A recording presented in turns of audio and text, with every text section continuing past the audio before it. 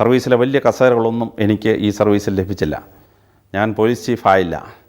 പോലീസിൻ്റെ പ്രധാനപ്പെട്ട 3 ഭാഗങ്ങൾ വിജിലൻസ്, ഇൻ്റലിജൻസ്, ക്രൈം ബ്രാഞ്ച്, ഇത് 3ലും എന്നെ പോസ്റ്റ് ചെയ്തില്ല. ഈ 3 മേഖലകളിലും കാര്യമായ മാറ്റം വരുത്താൻ കഴിഞ്ഞില്ല. അല്ലെങ്കിൽ എനിക്ക് പോസ്റ്റിംഗ് കിട്ടിയില്ല. കാരണം പ്രൊമോഷനോ പോസ്റ്റിങ്ങിനോ ട്രാൻസ്ഫറിനോ വേണ്ടി ആരുടെയും അടുത്ത് ഞാൻ പോയിട്ടില്ല. ഒരാളും പറയില്ല ഇവൻ ഇന്ന പോസ്റ്റിങ്ങിന് വേണ്ടി എൻ്റെ അടുത്ത് റെക്കമെൻഡേഷൻ വന്നിരുന്നു എന്ന് പറയില്ല. ഈശ്വരൻ തരുന്ന പോസ്റ്റ് ഏതോ അവിടെ ഇരുന്ന് കുറച്ചുകൂടി നല്ലതാക്കി തീർക്കാൻ ശ്രമിച്ചിരുന്നു എന്നുള്ളതാണ്. ചില പോസ്റ്റിൽ 1 മാസം, ചില പോസ്റ്റിൽ 6 മാസം, വളരെ കുറച്ച് പോസ്റ്റിൽ മാത്രമേ ഒരു കൊല്ലത്തിലേറെ എനിക്ക് ഇരിക്കാൻ പറ്റുള്ളൂ. പക്ഷേ ആ ഇരിക്കാൻ പറ്റുന്ന കാലഘട്ടത്തെപ്പറ്റി ഞാൻ പോകുമ്പോൾ ആ ഡിപ്പാർട്ട്മെൻറ്റിലുള്ളവർ ഒരു കാര്യം പറയണമെന്ന് ഞാൻ ശ്രദ്ധിച്ചിരുന്നു.